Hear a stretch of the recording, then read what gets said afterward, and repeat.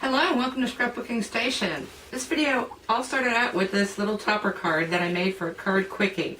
So you don't have to have watched that video because I go through little toppers again, but then I move into how about decoupage elements for your toppers. And then I use a bunch of other things to create toppers. So no matter what materials you have, this is a great, versatile, easy card design. So I'm going to put the camera over my shoulder and we'll get started. So for the first project in this video, I'm just going to make another one of these. So this was the card quickie that kind of inspired this whole video. So I'm going to pick a different pattern. This is from Pollyanna Pickering. And it comes from Snow and Ice Volume 2. And what you're going to need are 2 or 3 smallish kind of toppers. So these are 2 by 2 1/8 is what I cut them down to. So you need 3 complementary images and a salutation. This also came from the toppers. Then you want to pick a color. In this case, I'm going to use black.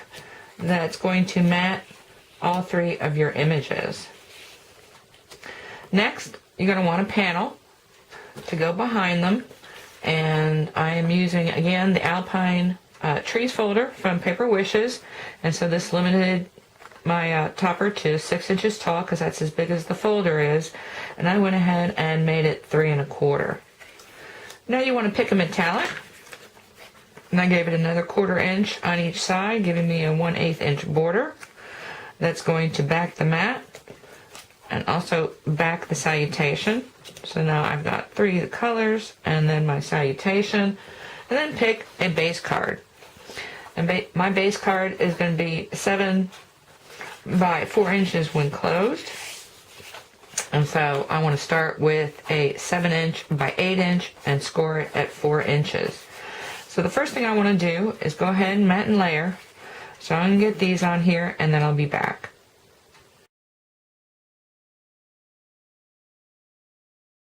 Okay, before I went ahead and put this on my card base, and it is permanently put down there, I went ahead and wrapped some silver cording. I think I mentioned the textured silver came from Create and Craft, and then the pearlescent cardstock, it's double-sided, which is why I chose it for this card, comes from Paper Wishes. It's the pearlescent pastels. Anyway, so I got my cording down there from Stampin' Up, so it's the silver cording, and I did have an idea where these were going to go. So first off, my main image, which is the one that is the most enlarged, the mat's going to go under the wire or under the cording, and then I'm going to prop it up on dimensionals to do this piece. I know my sentiment's going to come this way, and I'm going to put them a little bit askew, and then these guys need to come here, no, here and here. And I think I want this one on top because it's a little bit more interesting image. So something like this. So let me get those on there. I'm going to take a photograph, then we're going to talk about the interior. So this is the first project, finished front. I know on the inside I'm just going to stick in an insert. Now this collection came with inserts, but you saw all those toppers, so I do want to save this for something else. So all I did was copy it, lighten it onto some parchment paper. And this is going to be my insert. Of course, I cut it to size, added some of the same materials for a strip here, and have a little sticky strip. So I'm going to open this up.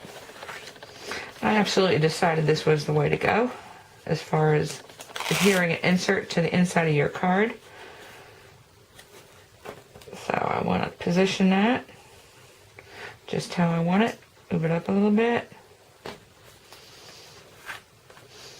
and flatten it out. And just another really pretty card. So that's the way it looks on the inside.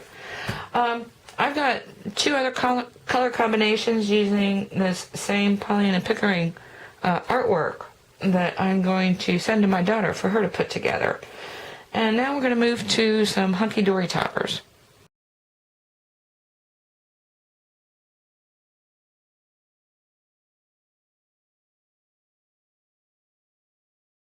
So I'm going to be working with this sheet of toppers, and this came from actually a mixed bag, but one of the sheets was Brilliant Boys. It came with some adorable squirrels. So you can see I've got 9 of these guys. So I'm going to use 3, And they're already matted. They're matted with metallic, so I don't have to worry about that. They also have 3 sentiments as it happens, so I've got 9, 2 1/4 inch squares in this case, already matted with 3 sentiments. Makes it easy to make 3 cards. So, first thing again, I'm going to decide is the panel. So, I'm going to use the piece of adorable squirrel that came with it. So, I've got that. I'm going to leave this alone for just a second. Of course, I'm going to bring back some holographic. So, I've got this holographic that came from Paper Wishes. So, I'm just going to put an edge around it. And that's going to finish me up at just short of 4 by 6.5. So, that's going to be my card base. Now I'm going to use another pastel, and it is kind of coordinating with one of the stripes in this hunky-dory. Oops. The other thing I'm going to do is I'm going to flip it. Why not? Just to change things up. So these guys are going to be coming across this way, and I got to fit in this salutation. So back to the base card. So my finished card is going to be 6.5 by 4. And, you know, I always cut it a little bit long so I can fold this over on my tent cards. It just helps it stand up a little bit sturdier. And what else did I want to say? Okay, so I start with 6.5 by 8 3/4 in this case. Score it at 4 and score it at 8. And that gives me my fold over. So when I get this on here, this is how it's looking. I want to bring in some more of this yellow. So I just created a little mat for this, and in this case I am going to round punch these edges. And lastly, how about a little bow? So let me get this on here and I'll be back. So here's how the finished card turned out. No great surprises there. On the inside, again, bringing in strips from the card front, and then all I've done is taken that last topper off the sheet, scanned it into my computer, resized it, and printed out 3, and then stamped it. Of course, the reason I printed out 3, as I kind of alluded to, I might as well go ahead and make the other ones. So this is my blue, so to the birthday boy, same, and then I made one using purple. And I just want to clarify, the pearlescent cardstock, if it's double-sided, it comes from Paper Wishes, and if it's single-sided, it comes from Create & Craft. So I've got those 3 done, and I can just keep punching out little toppers all day long. But now I want to switch gears and bring in some decoupage and 3D paper tole. So let me set up for this, and I'll be back.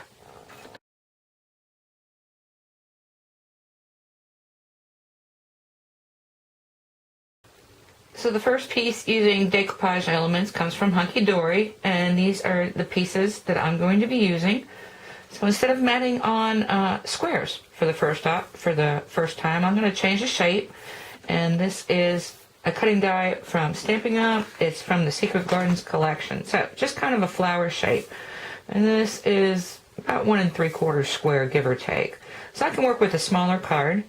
And I'm not going to fit these into the flowers per se, but kind of have them in and out. So probably something like this. I want to pop in some of this green color with the roses, so layer those in as well, and move it up and across the card. Of course, again, talk about the panel. And so this is a little bit further along, but I just use stamps from Stampin' Up. I got Sweet Sugar Plum, so I use that for an ink. This is Green Galore, and then this green comes from Create & Craft. It's just the pastel cardstock. Then tied a ribbon around it. Got my card base already done, so I'm bringing back that same cardstock. Let me put this in the middle. So I'm going to have this like this, and then set up these guys. So I'm going to finish working on that, add a couple more embellishments, but I want to move to that other decoupage material, and that came from Paper Wishes, and it's part of 3D paper tole. So let me move this out of the way and show you that.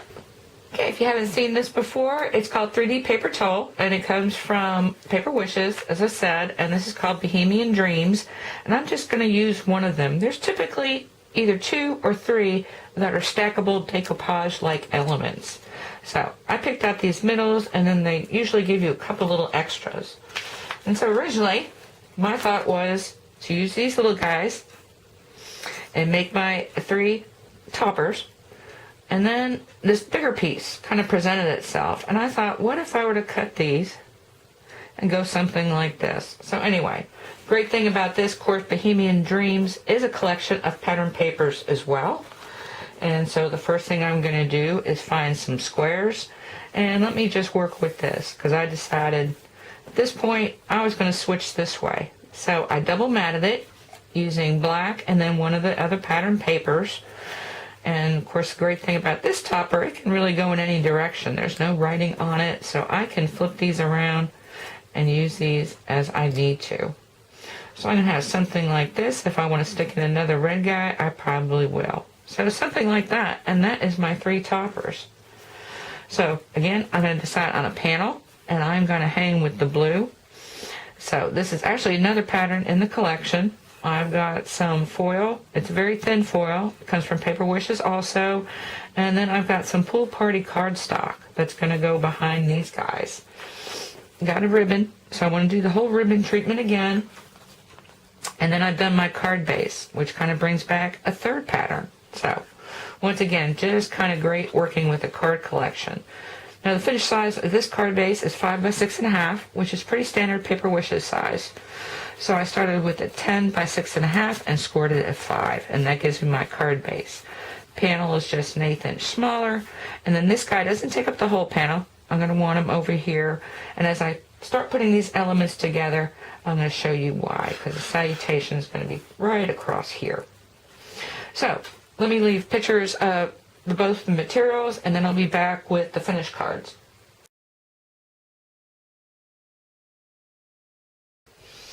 Okay, so here's how the first one finished out. And this is actually from, I bought it in a hodgepodge collection, but this is Flutter by Wishes, and this is the Arranged with Love decoupage toppers. So, kind of moving away from the 1, 2, 3, but it's still 3 little toppers, handmade at that. Added a dazzle for my sentiment, a couple bows here, and then stamped on the inside. So it kind of brought some of that stamping from my panel into the inside. So that's how that one finished out. And I didn't want to suggest, so let me just bring this in, that you do that instead of your standard decoupage. It's just that many of these collections that do decoupage have 5 to 7 layers piled on top of each other, and I wouldn't do that anyway. So I hate to call this a leftover design, but that's exactly what this would be, a leftover design. Either I'm making this card larger and tucking them there, or somewhere on the inside. Now this one just has an insert. So typically I'd probably go ahead and make a decoupage card, and this one's 4 layers, and then use the leftovers for something like this. So keep that in mind, really good for leftovers. Let's bring these in, and I already gave away the punchline. I already had figured out how to use the littler guys, so why not make 2 exactly the same? So that's what I did. Have a couple teal little 1/8 ribbon, some crystals there, and again another dazzle. And on the inside, I had showed that earlier, I just have a strip of the same materials that are used on the out. And I lined this envelope, so I used more of that pattern paper. And this guy, these are actually clear dazzles, or clear crystals that I colored with the red Sharpie marker to bring out, pop the red. And pretty much same thing, same. So once that the decoupage, so 1 out of 3 out of the paper tole, excuse me, and I've got 2 really pretty cards. And actually this one could go this way. That's what I love. So now what am I going to move to next? Yeah, notice I'm showing you a little bit less of each sort of style, but what if you have a large topper? So I've got something like that. What if you got a little book? Wonderful. What if you've just got pretty pattern paper? So I'm going to pick a couple of these and come back with the last set of projects.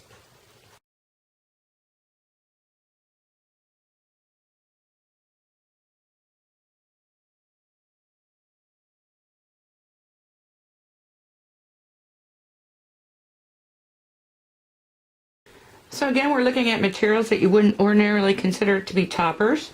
And so this is from Little Book Twilight Kingdom from Hunky Dory.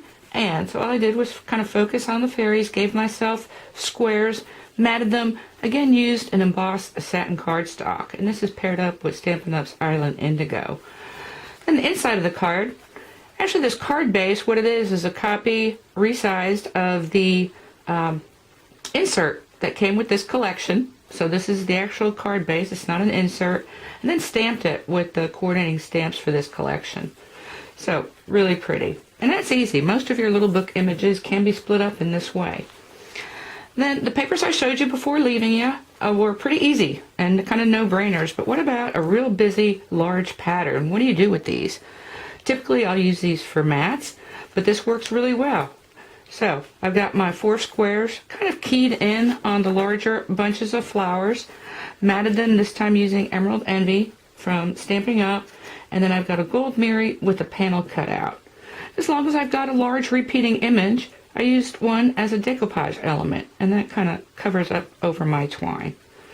On the inside, this is an insert, so I just copied a piece of paper onto copy paper, and then made myself a little panel to write a message. And these are just the innies from that die cut.